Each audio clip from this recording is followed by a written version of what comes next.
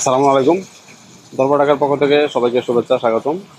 আমরা আজকে আলাপ করব, আলাপটা আসলে অনেক যাবত করার চিন্তা ভাবনা চলতেছিল। এটা হচ্ছে হুমায়ুন আহমেদের সাথে গৌতম বুদ্ধের চিন্তার একটা সংযোগ। তো এটা নিয়ে আমরা আমাদের এই ব্যাপারে বিশেষজ্ঞ আছে সুমন ভাই, তো সুমন ভাই এটা আলাপ করবে আর কি। তারা অনেকদিন পরে পাইছি, আলাপ পাইতেছি না, এবারে বৃষ্টির মধ্যে পাইলাম এই আর কি। তো সুমন ভাই আর একটু আলাপ করেন আমাদের সাথে, যে বলতো গৌতম বুদ্ধের সাথে হুমায়ুন আহমেদের কানেকশনটা কি। আর যেহেতু কিছুদিন আগে হুমায়ুন আহমেদের কোনো মৃত্যু দিবস গেছে না, তো এটা নিয়ে আমরা তোমাদের শুনবো একটু আর কি। আলাপ বলতে আমাদের ইনফর্মাল হবে তো। হ্যাঁ,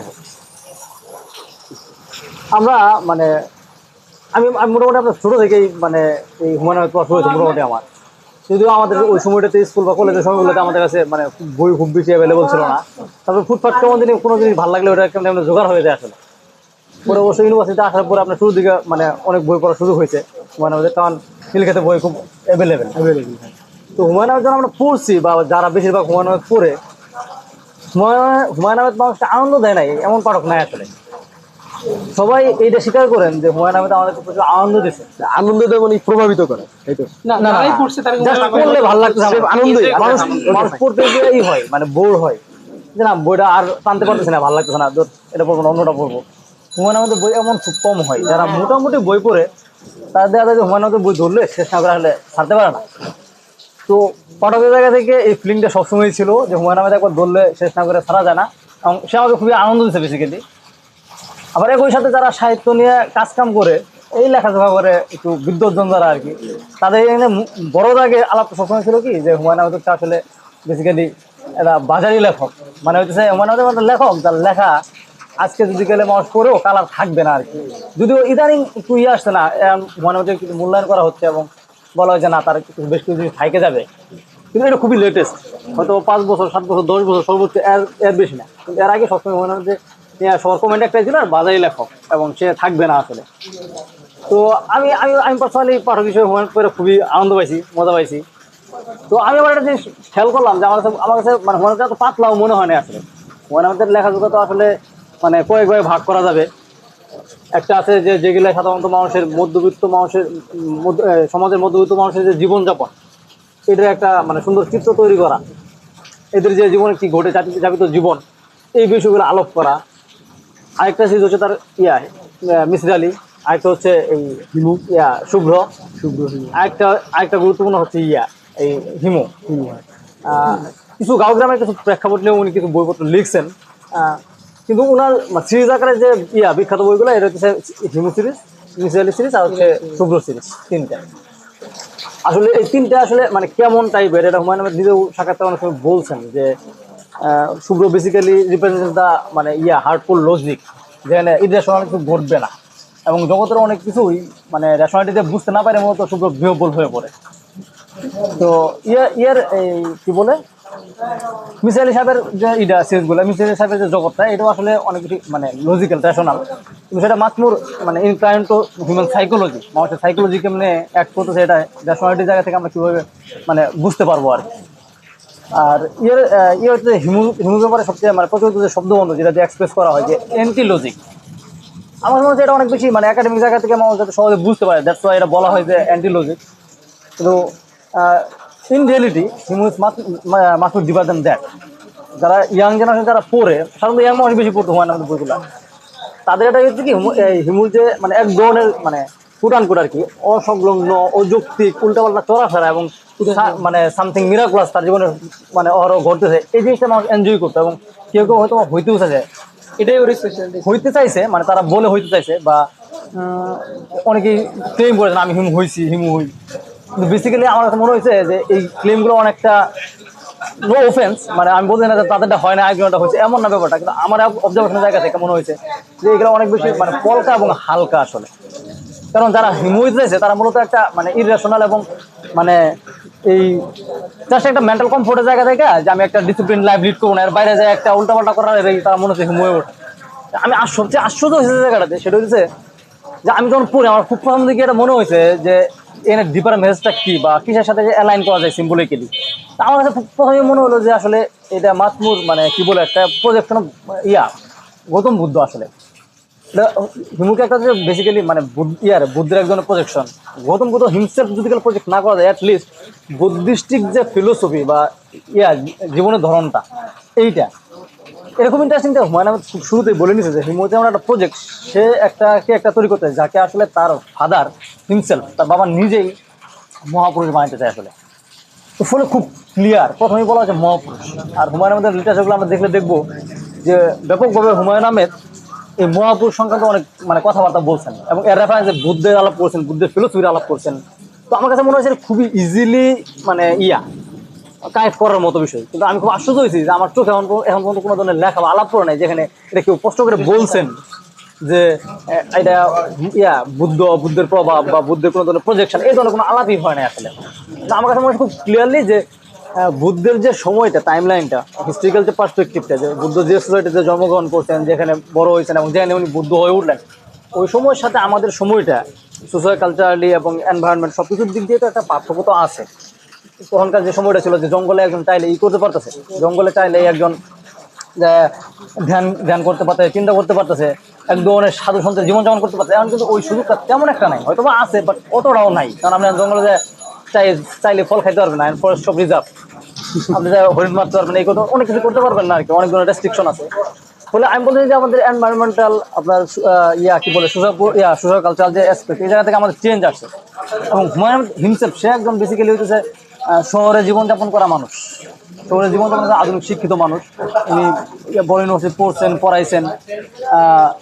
তো আমার কাছে মনে হচ্ছে হুমায়ুন আহমেদ পড়তেছে মানে একটা কীরকম যে আমাদের এই যে প্রেক্ষাপট, এই প্রেক্ষাপটে যদি কেউ একজন মহাপুরুষ হয়ে উঠে বা উঠতে চায় তাইলে কি হইতে পারে, হোয়াট ইজ দ্য মানে প্রসেস, পদ্ধতিটা কেমন হবে আসলে বা হইতে পারে আসলে।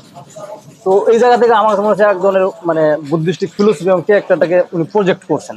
প্রজেক্টটা কীরকম যে সে খুব মানে এই হিমুর বাবার যে কথা মালা, যে উপদেশ মালা, যেগুলো মূলত হিমু বাস্তব জীবনে চর্চা করে, আমল করে, প্র্যাকটিস করে, এগুলো করে সে আসলে মানে as a means to be মহাপুরুষ। মহাপুরুষ হুমায়ুন আহমেদের টার্ম হলো মহাপুরুষ মানে হইতেছে প্রফেট, তারপরে যে বড় বড় সাধু সন্ত যারা বেসিক্যালি ধর্ম তৈরি করছেন কিংবা প্রচার করছেন, অন্তত বড় বড় ধর্ম প্রচার করছেন, যারা ইসলামী যেটা আমরা বলি ইনসানে কামিল, বা এতে এই ইন্ডিয়ান ট্রেডিশনে আমরা যেটা বলি যে এনলাইটেন বা আলোকপ্রাপ্ত হওয়া, মুখ্য লাভ করা, এই পর্যায়ে যারা যান হুমায়ুন আহমেদের এই কনসেপশনে, আন্ডারস্ট্যান্ডিংয়ে, এটা হচ্ছে মহাপুরুষ। তো হুমায়ুন আহমেদ বলতেছে যে ডাক্তার হওয়া যায়, ইঞ্জিনিয়ার হওয়া যায়, সব কিছু হওয়া যায়, ফলে তো হওয়া সম্ভব, মহাপুরুষ হওয়া সম্ভব, মানুষ চাইলে সম্ভব, সে পারবে। এই যখন বলে যে চাইলে হওয়া সম্ভব, এটা আমাদের কাছে অনেকটা মনে হয় যে মানে মেকানিক্যাল বা সাইন্টিফিক একটা অ্যাপ্রোচের জায়গা থেকে এরকম মনে হয়। কেন মনে হয়? কারণ কি যে যদি বড় বড় যারা সাধু সন্ত আসছেন, ধর্ম প্রচারক আসছেন বা প্রফেটরা আসছেন, তারা আসলে অনেক ওইরকম একটা মানে প্ল্যান্ড ওয়েতে আসে নাই, একটা জায়গাতে হঠাৎ করে একটা গাছের মতো গজায় ওঠার মতো হয়ে উঠছে আর কি, মাত্র ন্যাচারালি হয়েছেন, এরকম একটা ইমপ্রেশন আমাদের কাছে আছে। তো উনি যখন বলতেছেন যে না এটা হওয়া যায়, একটা প্রসিডিউর আছে, এটা প্র্যাকটিক্যাল মেথডের ভিতর দিয়ে হওয়া পসিবল, তো অনেক এটা মেকানিক্যাল মনে হয় বা সাইন্টিফিক মনে হয়। এটার একটা কারণ আছে। কারণটা হচ্ছে কি আমাদের সোসাইটি ইটসেলফ আসলে এই এক ধরনের লজিকের মধ্যে ঢুকে গেছে, ন্যাশনালিটির মধ্যে ঢুকে গেছে, যে ন্যাশনালিটি ছাড়া তো মানুষ আসলে ঠিকঠাক কমিউনিকেট করতে পারে না, বা তার যে রিডাররা যারা হবে এরা বেশিরভাগ স্কুল কলেজের স্টুডেন্ট বা পড়াশোনা করা শিক্ষিত মানুষ, আধুনিক শিক্ষিত মানুষ, তারা তো ন্যাশনালিটি ছাড়া অন্য কিছু বোঝে না। তো দেড় তাকে এইভাবেই আসলে এছাড়া হয়তো ভিন্ন কোনো উপায় ছিল না এক্সপ্রেস করার আসলে। তো কি মানে হিমু কেন আসলে আমি বলতেছি যে এই বুদ্ধ বা বুদ্ধিস্টই কি, কারণ হচ্ছে ইন্ডিয়ান ট্রেডিশন যদি আমরা সামারাইজ করি, এটা মানে বড় বড় ফিলোসফিগুলো বা ধর্মমতগুলো ইনক্লুডিং বুদ্ধিজম যদি আমরা সামারাইজ করি, তাহলে দেখা যাবে যে মানুষের সাধনার মূল যে ব্যাপারটা সেটা তার ইনস্টিংক্ট, ইন্দ্রিয়, এবং ইন্দ্রিয় যেটা আমরা রিপোজিটরি বলি, এইটাকে মানে কন্ট্রোল করার মধ্যে, এটা এক ধরনের মাস্টারিং করার মধ্য দিয়ে আসলে আপনি দেখবেন যে আসলে মানে হিমু যা করতেছে এজ এ ক্যারেক্টার, বেসিক্যালি সে এই কাজগুলোই করে। সে যে আবেগ, মমতা, ভালোবাসা থেকে শুরু করে কাম, কুদ, মোহাম্মদ, মাৎসর্য, এগুলো অনেক কাছাকাছি যাইতেছে, সে কাছ থেকে দেখতেছে, ফেস করতেছে, but is not getting involve. কেন? কারণ ইটস ইজ ভো, এটাই তার ব্রত যে সে এইখানে এনগেজ হবে না। এনগেজ না হয়ে এইখান থেকে সে নিজেকে বাঁচায় রাখবে, তার ইনস্টিংক্টগুলোর উপরে, তার রিপুগুলোর উপর তার একজন কন্ট্রোল আসবে। অ্যান্ড দ্যাট ওয়াজ মানে হোল ওয়ার্ল্ড। মানে তার সমস্ত এই ইলজিক্যাল বলেন বা র্যান্ডম বলেন, সমস্ত কাজকর্মের বেসিক হচ্ছে এটা, মানে একটা নিরাসক্ত একটা। আর তার দ্বিতীয় আরেকটা কাজ আছে, সেই কাজটা হইতেছে যে যাদেরকে তার খুব কাছাকাছি মনে হয় যারা তাদেরকে ক্যাচ করতে পারতেছে, ঠিক আছে, তাদের মধ্যে তার এই চিন্তা চেতনাটা এই আন্ডারস্ট্যান্ডিংটা চেতনাটা স্ফুরিত করে দেওয়া। যেমন প্রত্যেকটা হিমুসের সবগুলো গল্পে দেখা যাবে যে তার কোনো না কোনো ভক্ত আছে, এবং মানে সে আসলে তাকে পীর পীর ফকির হুজুর বা মহাপুরুষের মতোই করে জ্ঞান করে, এবং তাকে অনুসরণও করে, তার সমস্ত কথা মাইনে চলে। তো তাদের মধ্যে কি করে, তাদের ঠিক সে মহাপুরুষ মানে না, তাদের যে ইয়ে যে মানে রিলিজিয়াস টিচাররা যে কাজটা করে আর কি, যে মানুষকে ভার্চু শিক্ষা দেওয়া, ডুইং সামথিং গুড, কোনো না কোনোভাবে মানুষের জন্য, সমাজের জন্য, সব কিছুর জন্য মানে ভালো কিছু করা আর কি। এবং হিমু কিন্তু একই জিনিস করে, সরাসরি মানে নট এজ এ কমান্ড বইলে করে না, একটা প্রসেসের ভিতর দিয়ে তার এই কাজগুলো করায় নেয় আর কি। তো ফলে এই মানে একটা হচ্ছে আপনার এই যে আমরা যেটা বললাম যে ডেসক্রিপটিভ ক্যারেক্টার, মানে হিমুর যে আমরা ডেসক্রিপটিভ ক্যারেক্টারটা পাই, এই ক্যারেক্টার জায়গা থেকে এই কথা বললাম। আর একটা সিম্বল যে আপনি পাইতে পারেন সেটা হচ্ছে আপনি দেখবেন যে কেন মানে এই যে হোল তো এটা আপনার বলতেছি আমরা যে মহাপুরুষীয় বা প্রফেটিক একটা জায়গা থেকে কি করা হয়েছে, ইনুমারেট করা হয়েছে, চরিত্রটা চিত্রণ করা তৈরি করা হয়েছে কেন, মানে স্পেসিফিক্যালি কেন বুদ্ধিস্ট হওয়ার মানে আর কি সিম্বল আছে। গুরুত্বপূর্ণ সিম্বল হচ্ছে দেখবেন যে এই হিমু ভালোবাসে শালবন, সে শালবনে ঘুরে, সে জ্যোৎস্না ভালোবাসে, সে বৃষ্টি ভালোবাসে।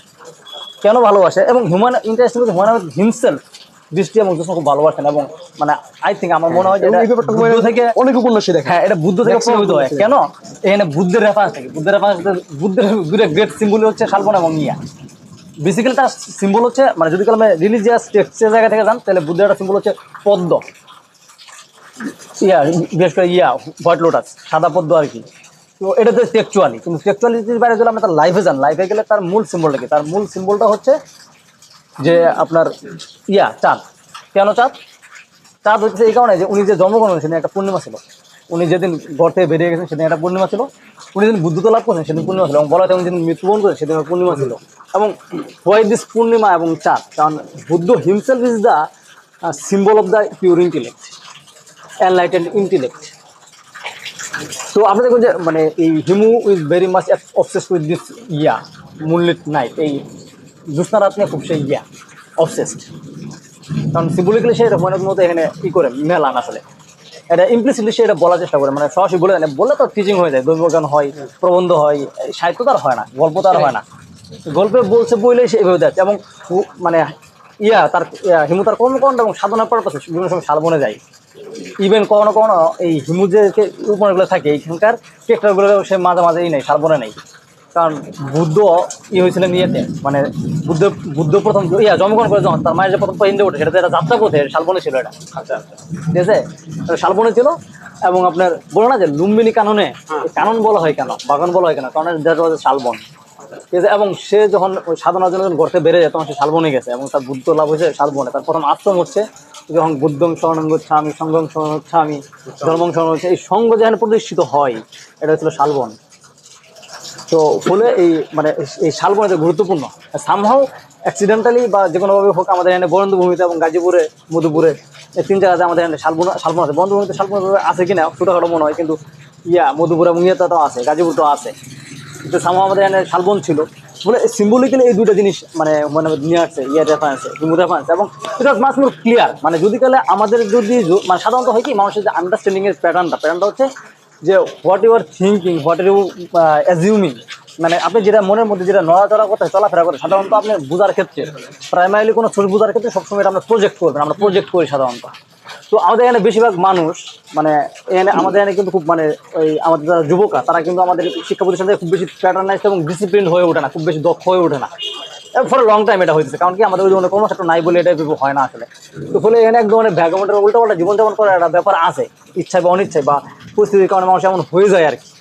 তো ফলে হচ্ছে বেশিরভাগ যুবক মানুষের কাছে যেহেতু এই যে ব্যাপারটা থাকে যে তারা একটা মানে কি বল ডিসইন্ডিকেটেড, ইনডিসিপ্লিন একটা লাইফ লিড করে, ফলে হিমুদের আমাদের তাদের ফার্স্ট পজিশন হচ্ছে that was a kind of a indisciplinary vagabond life, but that's not like, it's not like that. আসলে এটা ব্যাপারটা এমন ছিল না। যদি গেলে আমাদের কনসার্নটা থাকতো এখানে, কিন্তু মানে সেই অর্থে যদি গেলে এটা বড় মন্তব্য হবে, সেই অর্থে অর্গানিক্যালি কিন্তু রিলিজন বোঝার জন্য রিলিজনের যে পড়াশোনা যে ব্যাপারটা হোক, সেটা ইসলাম বা অন্য কোনো ধর্ম আশেপাশের ইন্ডিয়ানিজমগুলো আমাদের দূরে ধর্ম না, কারণ তারা তো আমাদের নিয়ারেস্ট নেইবার এবং একসময় এখানে হিন্দু বুদ্ধ সবাই একসাথে বসবাসও করছে। তো এগুলো নিয়ে যে বোঝাপড়ার জন্য যে একটা অ্যাপ্রোচ থাকা লাগে, পড়াশোনা করা লাগে, এটা টেক্সট বুকের ফিলোসফির বাইরে এখানে বুদ্ধিজম হিন্দুজম পড়া হয় না, ইউনিভার্সিটিতে যারা ফিলোসফি পড়ে তাদের একটু ইন্ডিয়ান ফিলোসফি হালকা একটু চার্জ দেওয়া হয়, এবং এটা ফিলোসফি আকারে as a philosophy, not as a lifestyle or religion এই হিসেবে দেওয়া হয় না। ফলে এটা কারো চিন্তার মধ্যেই মানে থাকে না এবং ছিল না হয়তো বা। দ্যাটস ওয়াই আমাদের কোনো স্কলাররা, আমাদের কোনো বিদ্বজ্জন যারা সাহিত্য নিয়ে কাজ করে, তারাও কোনো জিনিসটা মানে খুঁজে পেলেন না বা বললেন না যে এরকম একটা কিছু হইতে পারে, তার মাথায় আসলো না এটা, কারণ that was not their projection. তাদের যে প্রজেকশনের যে এরেনার মধ্যেই ব্যাপারটা ছিল না কখনো, দ্যাটস ওয়াই তারা ধরতে পারে না। কিন্তু এটা খুব ক্লিয়ার, উনি বলতেছেন যে সে তাকে মহাপুরুষ বানাতে চাই, সে বলতেছে যে মানে সিম্বলগুলো বুদ্ধিস্ট এবং ইন্ডিয়ান হলুদ পাঞ্জাবিও তো, যে তার হলুদ পাঞ্জাবি যে পরে, থাকে, হ্যাঁ এটাও তো ওটাই বুদ্ধিস্টই খালি পায় পকেট ছাড়া। ভালো জিনিস মনে করছেন আপনি, পকেট ছাড়া মানে বলতে গেলে তো পসেসরনেস, বলতে গেলে অনেক মনে থাকে না আসলে। হ্যাঁ হ্যাঁ হয়েছে কি আপনার এই এটা গুরুত্বপূর্ণ সিম্বল, কেন সিম্বল বুদ্ধি মানে বুদ্ধিজম অরিজিনাল যে বুদ্ধিজমটা যখন লঞ্চ করলো তখন একটা গুরুত্বপূর্ণ ছিল যে নাকি বুদ্ধিজম থেকে ডেভোট করবে, যাকে মানে বলে মানে শ্রমণ বলে আর কি, তার হইতেছে জীবনের লাইফের একটা অংশ, খুব গুরুত্বপূর্ণ একটা অংশ হইতেছে তাকে ভিক্ষাবৃত্তি করতে হয়। একটা বাধ্যতামূলক ভিক্ষাবৃত্তি করতে হবে আপনাকে। এই ভিক্ষাবৃত্তি করতে হবে কেন, মানে হইতেছে মানুষের মানে ঠিক আছে মানে আমি যখন সব কিছু ছাড়িয়ে দিচ্ছেন তখন ঠিক আছে আপনার খাবার লাগবেই, এটা শুধু বড় কনসার্ন হতে যেটা সেটা হচ্ছে যে মানুষের যে আকাঙ্ক্ষা বা ইচ্ছা মাঙা, এটার একটা ব্যাপার আছে, এটা নিয়ে একটা মানে পুরো বড় ধরনের একটা ফিলোসফি তারা আছে। এবং সাথে একটা বিষয় যে মানুষের ইগুকে নাই করা আর কি, যে বিনয়ী হওয়া, নমনীয় হওয়া, যে আমি কিছু প্রজেস করি না তাহলে যে আমি আমি ন্যাচারাল অংশ হিসেবে মানে অন্য ন্যাচারাল অন্য একটা ক্রিয়েশনের মতো জাস্ট এই জায়গা থেকে যে আমার কোনো ওই ধরনের সুপিরিয়র বা নাই, ইনফিরিয়রিটি নাই আসলে, এবং আমরা সবাই সবার উপর নির্ভরশীল। এই জায়গা থেকে যে মানুষের যে একটা মানে বিনম্রতা দরকার পড়ে, এই যে ইগুকে করার জন্য, কন্ট্রোল করার জন্য বা ভ্যানিশ করার জন্য যে প্র্যাকটিস দরকার পড়ে, এটার জন্য কিন্তু এই গুরুত্বপূর্ণ এটাই ছিল যে ভিক্ষাবৃত্তিতে তারা ভিক্ষু বলে না, হ্যাঁ হ্যাঁ এটা থেকে নাম আসে ভিক্ষু বলে আর কি। তো এই যে তার কাজ কি, সে কি ভিক্ষা করবে, কোথায় করবে, এক জায়গায় তো আর ভিক্ষা চাওয়া যাবে না, এত ঘুরতে হবে, বিভিন্ন এলাকা ঘুরতে হবে, ট্রাভেল করবে, ঘুরে ঘুরে আর ভিক্ষা করবে, প্রিচিং করবে। হ্যাঁ হিমু একজাক্ট এই কাজটাই করে। আবার আরেকটা মাঝখানে বলি, মনে করেন ভিক্ষা করতে গেলে কি হয়, মানে আমি আপনার চাইতে গেলাম, হ্যাঁ তো অটোমেটিক কিন্তু প্রিচিংও হয়, হ্যাঁ যে সে একটা লোক এত সুন্দর স্মার্ট আসে আমাকে ভিক্ষা করতে আসছে, কেন আসছে, প্রত্যেকটা মানুষের কন্ডিশন জানা, তার ভিতর থেকে মানুষটাকে জানা, তার কন্ডিশনটাকে জানা, অথবা তার কাছে যে সুন্দর একটা আর্য সত্য আসছে এটাকে প্রিচ করা। কি অন্যভাবে বলেন যে মানুষ যারা ভিক্ষুক আসে তাদেরকে মানুষ দোয়া চায়, হ্যাঁ হ্যাঁ মানুষ তাদেরকে দোয়া চায়, কেন দোয়া চায়, হ্যাঁ হ্যাঁ তার কোনো একটা অ্যাফ্লিকশন আছে, সেটা ট্রাবল, সে কোনো কিছু নিয়ে আনহ্যাপি, কোনো কিছু দুঃখে আছে, এটা উল্লেখ করে তার কাছে দোয়াতে, ফলে হি নোজ মানে much more than his neighbour. অত ভিক্ষা জগতে এটাও দেখা যায়, মনে করেন একটা মানুষের ভিতরে যে দুঃখ কষ্ট বেদনা থাকে এটাকে শোষণ করে নিয়ে নিবে, এর বিনিময়ে সে তাকে পিস শান্তি এটাকে প্রিচ করবে, এটাও হইতে পারে। আর আপনার এই হিউমোরেতে পোশাক এবং পায়ে জুতা পরা মানে দুইটা একটা হচ্ছে যে এটা যে সে মানে he don't pose anything pocket নাই, হ্যাঁ পকেট নাই। এবং হিমুর আরেকটা হচ্ছে হিমু ঘুমাইলে দরজা ইউজ না, তালা দেন না, দরজা খোলা রাখে, হ্যাঁ ওপেন ফর অল, হ্যাঁ ওপেন ফর অল, এবং যে কেউ চাইলে চলেও যেতে পারে। এবং আর্লি বুদ্ধিস্ট মোনাস্টারি যেগুলো ছিল এগুলো এমন ছিল, ওপেন, হ্যাঁ ওপেন ছিল, যে আসতে পারবেন যাইতে পারবেন। এটা কিন্তু শুনবেন আমি দেখলাম সবগুলো ধর্মীয় যে উপাসনালয় আলটিমেটলি কিন্তু ওপেনই আসলে। আপনি যদি কাবা শরীফের দেখেন প্রচুর দরজা, মানে ওপেন দরজা আর কি, ওই দরজা সিটকারে লাগানোর মতো না, পরবর্তী হতে লাগানো হয়। এটা আসলে ও ধর্ম যারা চর্চা করে তাদের উপর ডিপেন্ড করে, তাদের মাইন্ড যখন প্রথম দিকে খোলা থাকে তখন উপাসনালয়ের দরজা খোলা থাকে, মাইন্ড যখন পরে লক হয়ে যায় পরে সেখানে দরজা আলটিমেটলি আস্তে আস্তে দিতে থাকে আর কি। এবং মানে প্রসঙ্গত বলতেছে কি এজ এ থিঙ্কার, চিন্তার জায়গা থেকে হুমায়ুন আহমেদ আসলে মানে maybe he was not sure of anything, হয়তো সে কোনো শিওর ছিল না, বাট তার কাছে মনে হচ্ছে বড় বড় কিছু অ্যাসপেক্টস আছে, এই অ্যাসপেক্ট জায়গাতে সে তার কাজগুলো ভাগ করছিল। আসলে বেসিক্যালি হচ্ছে ওই শুভ্র হচ্ছে রিপ্রেজেন্ট দা মানে heartful logic, the logic of the physical world, এই জন্য সে ফিজিক্সের ছাত্র, যে লজিক, ঠিক আছে। সে এই একটা প্রসেস দুনিয়া দেখছে কেমন, যেমন শুভ্রকেও সেই বানাইতে চাই, শুদ্ধতম মানুষ বানাইতে চাই, কিন্তু অন বেজ অফ মানে on base of pure logic, এবং হিমু খাই শুধু ঝামেলাই পড়ে, ঠিক আছে। এবং maybe he was a good man, কিন্তু সে আসলে প্র্যাকটিক্যালি কোনো কাজে আসে না মানুষের, এবং he is not able to run himself, সে নিজে চালাইতে মানে ক্যারি করতে সক্ষম না আসলে। হ্যাঁ কাজে আসা বলতে অন্য জিনিস বোঝায় আসলে, সে আবার হিমু অন্য কাজে আসে প্র্যাকটিক্যাল জায়গা থেকে আর কি। হ্যাঁ হ্যাঁ আপনার হইতেছে এই কি বলে মিসাইলিক একটা হচ্ছে যে মানুষের psychology, not the external world, internal ওয়ার্ল্ডটা মানুষের কেমন, এটা বোঝার জন্য, এটা বোঝার জন্য আসলে মিসাইলিক একটা। আর হচ্ছে হিমুটা যে উল্টাটা, দেখা যায় হিমু কিন্তু মানুষের কাজে লাগে, প্রচুর কাজে লাগে, এবং প্র্যাকটিক্যাল কাজে লাগে। ইন্টারেস্টিং হচ্ছে শুভ্র জীবনে কোনো মিরাকল ঘটে না, কারণ he lives in he lives in world of pure logic, এবং পিওর লজিকের ওয়ার্ল্ডে এখানে সবকিছু যুদ্ধবদ্ধ, সবকিছু নিয়মবদ্ধ, সবকিছু একটা সূত্র ফর্মুলা মাইনে চলে, এখানে কোনো কিছু ঘটা সম্ভব না আসলে উল্টাপাল্টা। পিওর সায়েন্টিফিক ওয়ার্ল্ড হ্যাঁ, একবারে। এই পিওর লজিকের ভিতর দিয়ে অনেক দুঃখের জন্ম হয়, কিন্তু খুব ভালো কিছু তেমন ঘটে না। যদি ঘটে সেটা নেচারের মধ্যে ঘটে, নট ইন হিউম্যান বিং।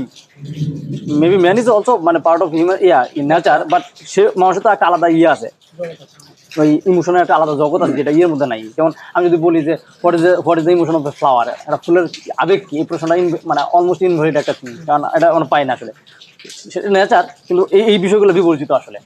তো এই যে এই ন্যাচারাল ওয়ার্ল্ডে প্রচুর ঘটে, মানে দুঃখজনক ঘটনা ঘটে, যেটা কিউটা ইয়ের মধ্যে হয় না, লজিক্যাল ওয়ার্ল্ড লজিক্যাল মানুষের মধ্যে হয় না আসলে লজিক্যালি। এই জন্য সুখের কি স্টোরিগুলার মানে বেদ দ্য স্টোরি একটা এক ধরনের কি থাকে, সুখ একদম দুঃখবোধ থাকে।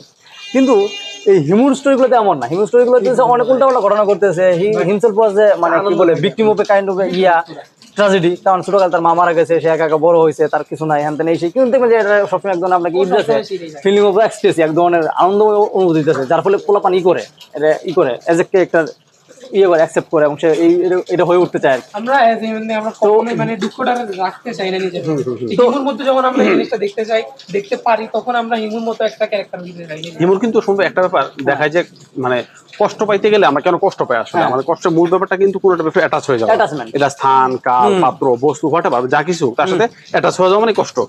এই কারণে হিমুর লাইফস্টাইলটা এমন যে অ্যাটাচমেন্ট নাই, তার পকেট নাই, তার দরজা খোলা, এবং সে এমন ভাবে ডিটাচমেন্ট থাকে, সে যে কোনো সময় যে কোনো জায়গায় ট্রাভেল করতে পারে। আপনার আটকায় না কোথাও। ইন্ডিয়ান যে ফিলোসফি আমরা বললাম, বা বুদ্ধিস্ট ফিলোসফি, যদি এক কথায় নিয়ে আসা হয়, একবার বললাম আমরা যে মানে এক কথায় নিয়ে আসলে কেমন হয় যে মানুষ রিপু থেকে মুক্ত হইলে হলো। কেন মুক্ত হইতো? ওইটা যদি ফিলোসফি বলা হয়, যা ফিলোসফি যেটা আলাপ করে তারা, মানে মানুষের কর্ম দুই রকম, সকর্ম কর্ম আর নিষ্কাম কর্ম। সকাম কর্ম আর নিষ্কাম কর্ম। সকাম কর্মগুলো হচ্ছে যে কাজটা মানুষ করে সে কাজের সাথে সে involve, psychologically physical psychologically involve, এবং সে এখান থেকে এক ধরনের ফল চাই, হইতে পারে গুড বা ব্যাড হোয়াটএভার, কিন্তু সে এক ধরনের ফল চাই। আর ওটা হচ্ছে যে ফল প্রত্যাশী না, যার কর্মের সাথে কর্ম শেখার উপর কোনো সম্পর্ক নাই, সম্পর্ক ত্রুটি ঘটে, এটাকে বলে নিষ্কাম কর্ম। ঠিক আছে? তো ওই মানে হইতেছে মানে হিমু রিপ্রেজেন্ট দা নিষ্কাম কর্ম। সে কর্ম কোনদিন কার উপকার করছে, তার সাথে কে খারাপ কিছু করছে, কোনো কিছু রাখে নাই। তার বাপ যে তার মারে ফেলছে, এটা তার কোনো খেদ নাই, এটা নিয়ে তার বাপের প্রতি তার কোনো ভয়ঙ্কর ধরনের রাগ বিদ্বেষ বা কিচ্ছু নাই। আবার সে তারা যেমন অনুপাত অনেক ভালোবাসা দিছে, কিন্তু এটা ডাজন্ট ম্যাটার, সে অ্যাটাচ করে না, তখন কষ্ট হয়, কিন্তু হ্যাঁ সে চলে যায়। কষ্ট হয় বলতে হি ইজ ইন এ মানে অনগোয়িং প্র্যাকটিস।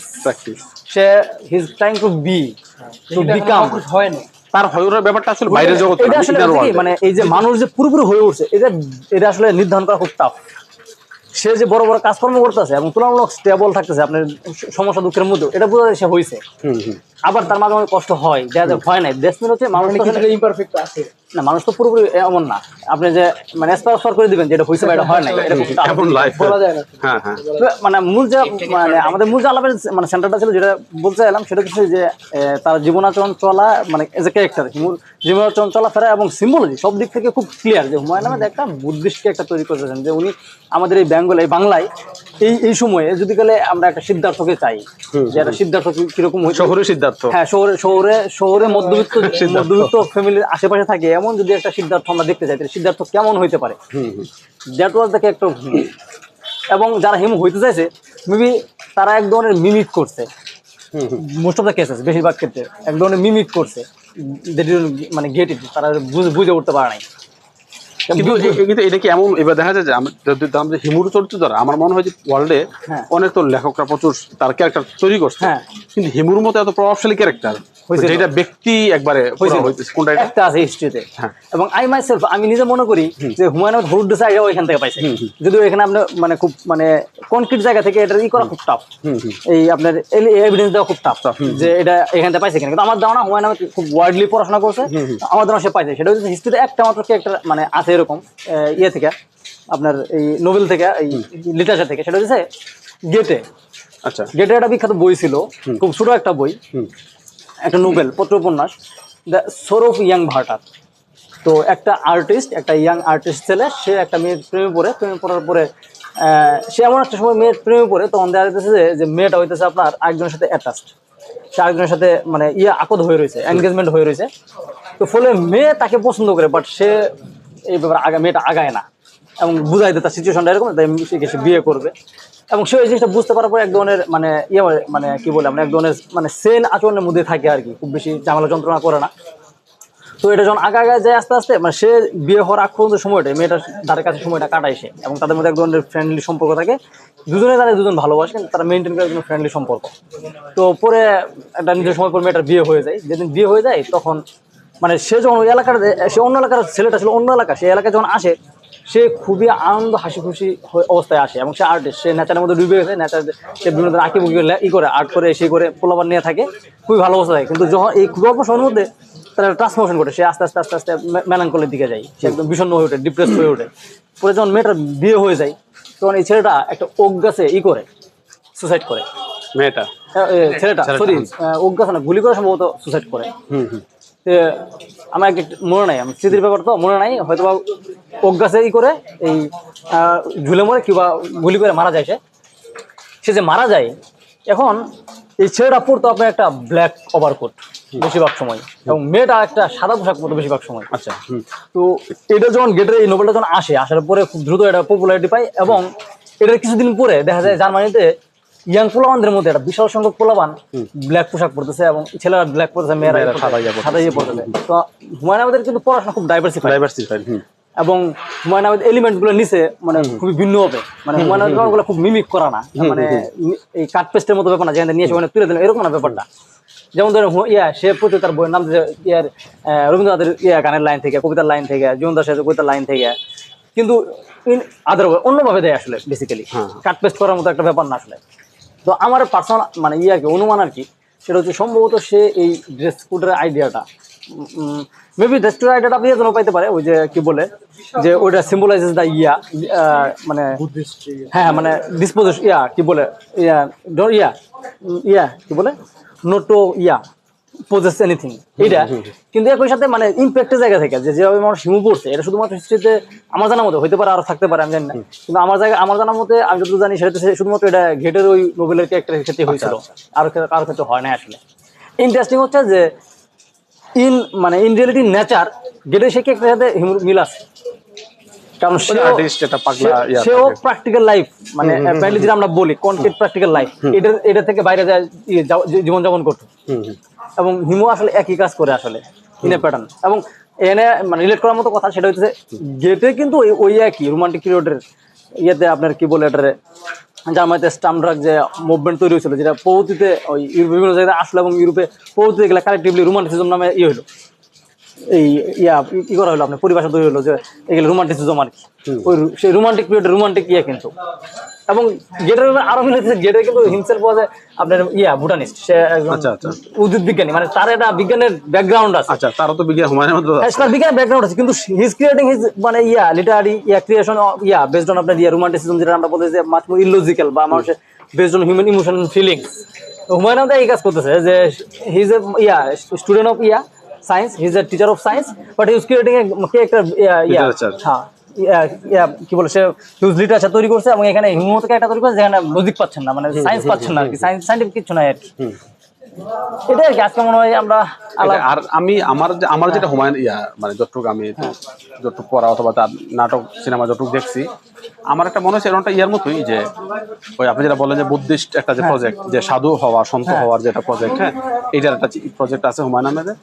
আমি দেখছি যে বিভিন্ন নাটকের মধ্যে মধ্যে যে একটা পরিবার দেখায় অথবা একটা সোসাইটি পরিবার কেন্দ্রিক, পরিবারের মধ্যে প্রত্যেকটা পরিবারের সদস্যের মধ্যে একটা কনফ্লিক্ট থাকে, দ্বিধা দ্বন্দ্ব শঙ্কা নানান ধরনের হিউম্যান যে কনফ্লিক্টগুলো থাকে, এবং যার ফলে প্রত্যেকটা চরিত্রের সাথে প্রত্যেকটা চরিত্রের একটা বাউন্ডারি থাকে। আমরা এটা কিন্তু প্রত্যেকটা মানুষের সাথে আমরা সব মিশতেছি, কিন্তু প্রত্যেকের সাথে আমাদের একটা বাউন্ডারি, একটা পর্দা থাকে। তো হিমু একটা ক্যারেক্টার হঠাৎ করে ওই ফ্যামিলিতে আসে, হঠাৎ করে অন্য নামে আসে, আসার ফলে সে করে কি কিছু মানে তাদের প্রত্যাশিত আচরণের বাইরে কিছু আচরণ করে, যার ফলে তাদের প্রত্যেকটা ব্যক্তির সাথে প্রত্যেকটা ব্যক্তির যে বাউন্ডারি পর্দা থাকে আলাদা হওয়ার, সে পর্দার আস্তে আস্তে ভাঙা যায়। বাংলায় প্রত্যেক মানুষের সাথে একটা মহব্বত প্রেমের সম্পর্ক তৈরি হয়। তো যখনই প্রত্যেক মানুষ মিলতে শুরু করে, তোর হঠাৎ করে হিমু নাই হয়ে যায়, চরিত্র নাই হয়ে যায়। তার মানে এটা প্রবলেম সলভ করে সে নাই হয়ে যায়। অনেকটা আপনি যদি প্রফেট যে বিখ্যাত বই কাহলে জিবরানের, যারা প্রফেট আসার পর জনপদের সকল মানুষকে ভালো উপদেশ দেয়, দিয়ে সে আস্তে করে আবার চলে যায়। এটা কিন্তু হিমুর মধ্যেও, এবং এটা একটা এমন একটা ব্যাপার দেখায় যে এই জার্নিটা একটা অনন্ত জার্নি। হিমু আজকে এখানে আসছে, সে আবার অন্য জায়গায় চলে যাবে, অন্য মানুষের প্রবলেম সলভ করবে। এই টাইপের একটা ব্যাপার তার মধ্যে প্রফিটিক। হুমায়ুন আহমেদের আপনার অনেকগুলো বই বুদ্ধিস্ট ব্যাপারগুলো আছে, কিন্তু হিমুতে কনসেন্ট্রেটেড, যে ডেডিকেটেড টু বুদ্ধ। এটা তো ড্রেস আপ গেটআপ একবার, এটা শুধুমাত্র আপনার মানে সিদ্ধার্থ ক্যারেক্টারের জন্যই এটা তো তৈরি করে। হ্যাঁ, কিন্তু বুদ্ধিস্ট যে আইডিয়া এটা অন্য জায়গায় পাবেন। এটা বিখ্যাত নাটকের মধ্যে এটা আছে, এটা নক্ষত্রের রাত। আচ্ছা আচ্ছা, নক্ষত্রের রাত নাটক আপনি দেখছিলেন কি? দেখছি। নক্ষত্রের রাতে আসাদুজ্জামান নূরের যে ক্যারেক্টারটা আছে না, হাসান, হি সিম্পল যে বুদ্ধিস্ট। এবং ওখানে আপনি দেখেন ওই যে আসে ওইখানে আলাপের মধ্যে দেখবেন যে বুদ্ধি আলাপ আসতেছে, আলাপের মধ্যে বুদ্ধি আলাপ আসে। তারপরে হচ্ছে আপনার এই যে এই মানুষের ভিতরে সমুদ্র আছে, সমুদ্র মানুষের ভিতরে সমুদ্র আছে। তারপরে হচ্ছে এই যে ওই বাড়ির ছেলেটাকে বানাই দেওয়া, সাধু সন্ত বানাই দেওয়া, চেঞ্জম্যান, সে কিন্তু ঘুরে চেঞ্জম্যান। এটা আর কি যে হুমায়ুন আহমেদের অনেক ইয়ের মধ্যে মানে হুমায়ুন আহমেদ হিমসেলফ ওয়াজ মানে greatly influenced by Buddhist idea. কারণ এটা একটা বড় কারণ হতে পারে কি যে রিলিজিয়ন তো আসলে অত বেশি লজিক্যাল বা ইন্টেলেকচুয়ালি বোঝার মতো ব্যাপার হয় না। যদি একটা তুলনা করা যায় যে ধর্মগুলোর মধ্যে কোন ধর্মটা আসলে সবচেয়ে বেশি বুদ্ধি দিয়ে বোঝা সম্ভব, তাহলে বলতে হবে বৌদ্ধ ধর্ম। কারণ বুদ্ধ হিমসেলফ আছে মানে প্যাট্রোনাইজার হবে হিউম্যান ইন্টেলেক্ট এন্ড রেশনালিটি। তার যে জাতকের গল্প বা বিভিন্ন ধরনের যে গল্পগুলো এটা অনেক পরে আসছে, এবং রিলিজন সবসময় তো এক ধরনের মিথ তৈরি করে, মিথগুলো পড়ে। বুদ্ধ তার লাইফে সে সবসময় ছিল incline to intellect, incline to rationality আর কি। আমার মনে হয় হুমায়ুন আহমেদের এই জিনিসটাই হয়েছে, মানে এই জিনিসটা বেশি তার অ্যাট্রাক্ট করছে যে হ্যাঁ এই জিনিসটা মানে বুঝার মতো করার মতো। এবং হুমায়ুন আহমেদ হিমসেলফ তো আসলে ওই ধরনের লাইফ লিড করেন, ফলে যদি গেলে সে বুদ্ধি দিয়ে ধর্ম বুঝতে চায়, তাহলে আমি পার্সোনালি মনে করি যে মানুষ যদি কেউ বুদ্ধি দিয়ে ধর্ম বুঝতে চায়, তাহলে তার জন্য বেস্ট অপশন হচ্ছে বৌদ্ধ ধর্ম। আর যদি গেলে সে মানে প্র্যাকটিস করতে চাই, তাহলে অন্য ধর্মগুলো একটা গুড অপশন হইতে পারে। কিন্তু যদি শুধুমাত্র বুদ্ধি দিয়ে বুঝতে চাই, সে যাপন করবে না, তাহলে Buddhism is the best option. কারণ অন্য কোনো ধর্ম এত ভালোভাবে আপনি লজিক দিয়ে আপনি বুঝতে পারবেন না। মানে একবার লজিক বেসড ধর্ম আসলে খুব টাফ তৈরি করা। মানে আলাপের যে মূলিটা আর মানে এরা আফসোসের জায়গা আসলে আমি খুবই মানে ব্যথিত এবং আহত হয়েছি যে আমার কথা মানে হুমায়ুন আহমেদ তো আমরা যখন হুমায়ুনকে পাইছি, আমরা যখন পরে হুমায়ুন পড়া শুরু করেছি তখন হুমায়ুন আহমেদ মোটামুটি অনেক বিখ্যাত মানুষ। তার মানে তার আরো আগে থেকে এই বিষয়গুলো শুরু হয়েছে, এরপরে অনেকদিন চলো। কিন্তু মানে এত সাহিত্য বুদ্ধ মানুষজন আছে, এসে কেউ মানে ইগুলো না মানে খেয়াল করলো না, মিস করতে পারে না আর কি। এটা আফসোসের কারণটা কেন?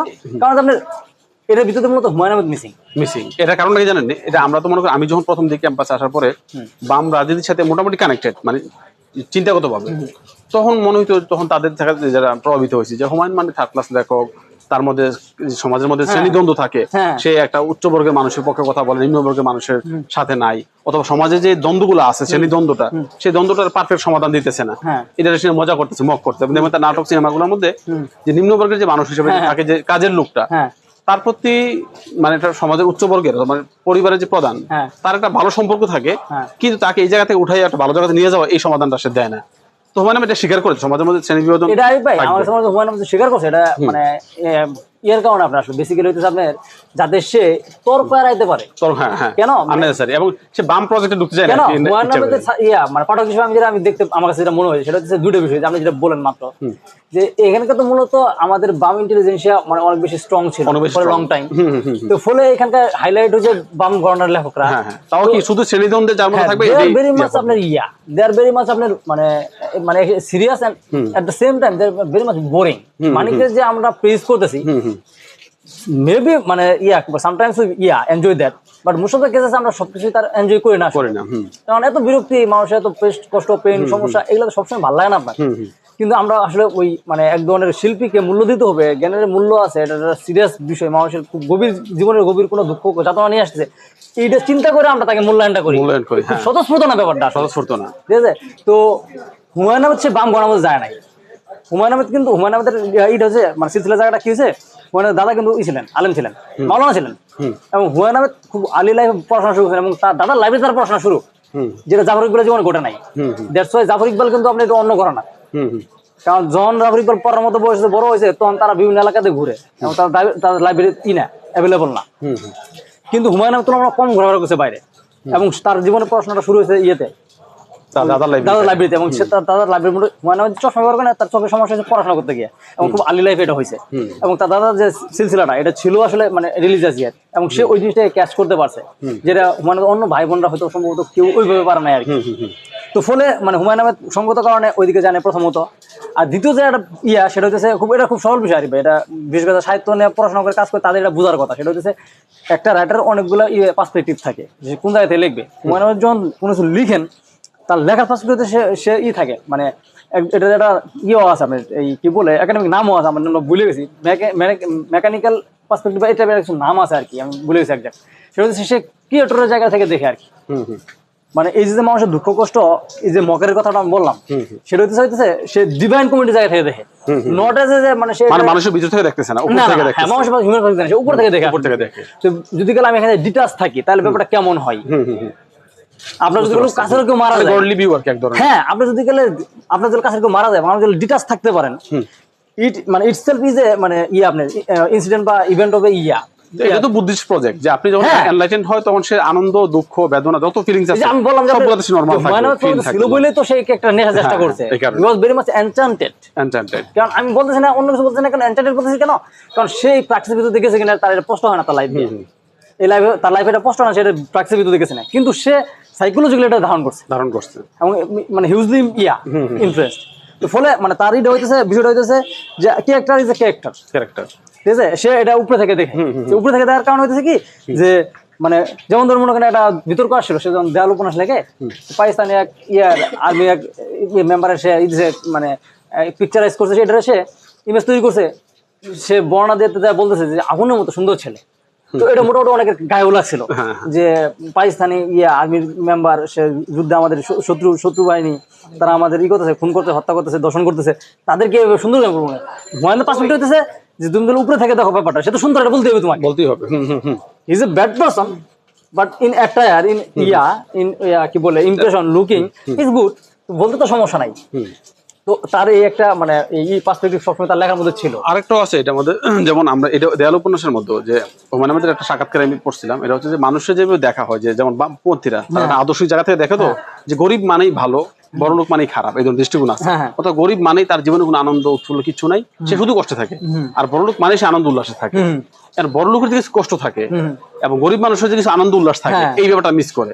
এখানে দেখবেন হুমায়ুন আহমেদের নাটকের মধ্যে খুবই নিম্ন বর্গের গরিব, যে জননী নাটকটার মধ্যে, জনক নাটকটার মধ্যে সে গরিব কিচ্ছু নাই তার, কিন্তু সে চা খায় প্রতিদিন, ঠিক আছে? মানে আমাদের পার্সপেক্টিভ বুঝতে হলে সবচেয়ে বোঝা দরকার মানে আপনার ওই যে বৌবরি নামের নাটক আছে, তো ওইটা দেখা যাচ্ছে আপনার আবুল হায়াত সে বিভিন্ন সময় গবেষণা করে, এক পর্যায়ে তার গবেষণার বিষয়ে তার কাছে ভালোবাসা, তার যে কাজের ছেলেটা আছে সেই ছেলেটা ডাক দিয়ে বলতেছে এই বলতো কাদের যে ভালোবাসা জিনিসটা কি, এখন হেতে উত্তর দিছে, তার কাজের ছেলে কাদের উত্তর দিছে আব্দুল শরীফ অভিনয় করছে এইটাতে ক্যারেক্টারটাতে, সে বলতেছে এটা মানে এটা লাজুক একটা হাসি দেওয়া বলতেছে কাকা চাচা এটা কি বলুন ভালোবাসা শরমের ব্যাপার। এমন মানে হয়েছে কি মানে এই যে আমাদের একাডেমিশিয়া লিটারারি একাডেমিশিয়া তারা যেভাবে দেখে লেখকদেরকে, তাদেরকে দেখে একজন মানে থিঙ্কার এবং হিসেবে থিঙ্কার এবং আপনার এই ফিলোসফার হিসেবে, তো ফিলোসফার আসলে মানে কি করে তার উপন্যাসে বিভিন্ন ক্যারেক্টারদের বিভিন্ন কিছু বলায়, তো তারা এক্সপেক্ট করে যে কাদের তো এত বাজে বা নর্মাল উত্তর দেওয়ার কথা না, আসলে তার উত্তর দেওয়ার কথাটা হাই একটা উত্তর দেওয়ার কথা, সরল ভাষায় বলতে পারে, সাধারণ মানুষের ভাষায় বলতে পারে, সাধারণ মানুষের এই কি বলে আপনার এই ভার্নাকুলার ল্যাঙ্গুয়েজে সে বলতে পারে, কিন্তু এটা গভীর কিছু একটা ইঙ্গিত তো থাকতে হবে, তা নাহলে এটা সাহিত্য হয় কেমনে? কিন্তু হুমায়ুন আহমেদের পার্সপেক্টিভ হইতেছে যে লোকটা আসলেই এই মানে সফিস্টিকেটেড ফিলোসফিক্যাল বিষয় আসলে ধারণা রাখে না, তার একটা জীবন আছে এবং সে এইভাবেই চিন্তা করে, তারে তো কেউ তুলে নিয়ে আসে না।